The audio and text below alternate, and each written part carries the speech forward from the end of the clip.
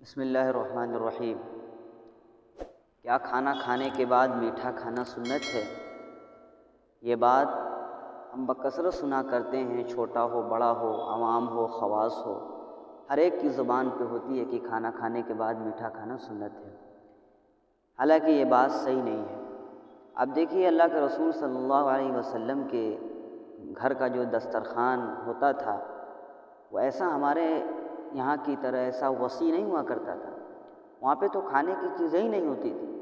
کبھی کھجور ہے، پانی ہے، کھانا ہو گیا، دودھ پی لیے، پانی ہو گیا، ایک دن کھانا کھایا، ایک دن فاقہ ہوا، ایسا اہتمام نہیں ہوتا تھا کھانے کا۔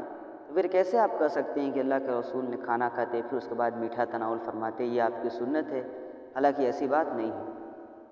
ایسے ہی اسی سے ریلیٹڈ سوال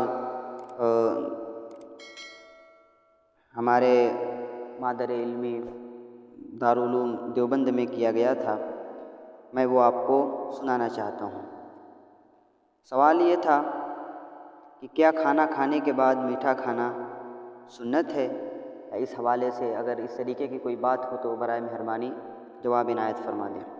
تو جواب لکھا گیا کہ آپ صلی اللہ علیہ وسلم کا کھانے کے بعد میٹھا کھانا یہ کسی صحیح حدیث سے ثابت نہیں ہے۔ اسی طرح کھانا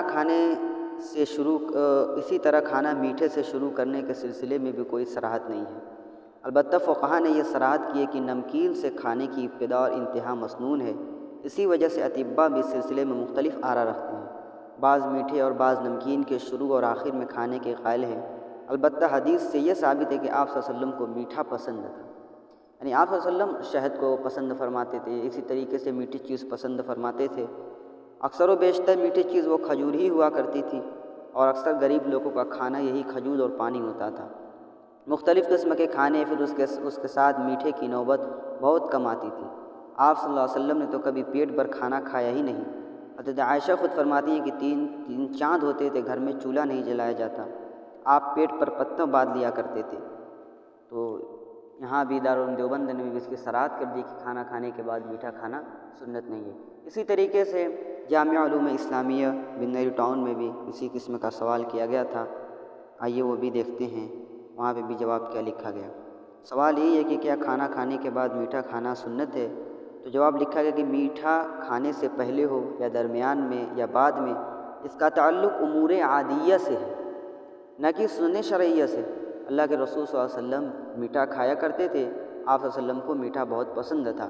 مشکوٰۃ المصابیح میں حدیث موجود ہے، آپ صلی اللہ علیہ وسلم میٹھا اور شہد پسند فرماتے تھے، لیکن آپ کا کھانے کے بعد میٹھا کھانے کا معمول یہ کسی صحیح حدیث سے ثابت نہیں۔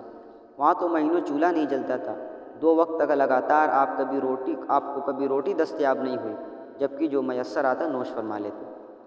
ایک روایت اس سلسلے میں یہاں پہ لکھی جا رہی ہے۔ البتہ ایک موقع پر کھانے کے بعد میٹھی چیز نوش فرمانا بھی آپ صلی اللہ علیہ وسلم سے ثابت ہے۔ حضرت اکراش بن زبیر رضی اللہ عنہ کی روایت ہے کہ انہوں نے حضور صلی اللہ علیہ وسلم کے ساتھ کھانا تناول فرمایا۔ آپ صلی اللہ علیہ وسلم نے کھانا کے آخر میں کھجور تناول فرمائی، جس سے معلوم ہوتا ہے کہ کھانے کے آخر میں آپ نے میٹھی چیز کھائی ہے۔ یہ جامع ترمذی ہے، ابواب الاطعمہ کے حوالے سے انہوں نے یہاں پہ نقل کیا ہے۔ لیکن ایک آدھ مرتبہ کھانے کے بعد میٹھی چیز تناول فرمانے کی بنا پر کھانے کے بعد میٹھے کو سنت نہیں کہا جائے گا۔ فقط واللہ عالم۔ جامعہ علوم اسلامیہ، علامہ محمد یوسف بن نوری ٹاؤن۔ تو یہاں بھی اس کی وضاحت ہو گئی کہ کھانا کھانے کے بعد میٹھا کھانا سنت نہیں ہے، لہذا اس کو اللہ کے رسول صلی اللہ علیہ وسلم کی طرف منسوب کر کے سنت نہیں کہنا چاہیے۔ السلام علیکم ورحمۃ اللہ وبرکاتہ۔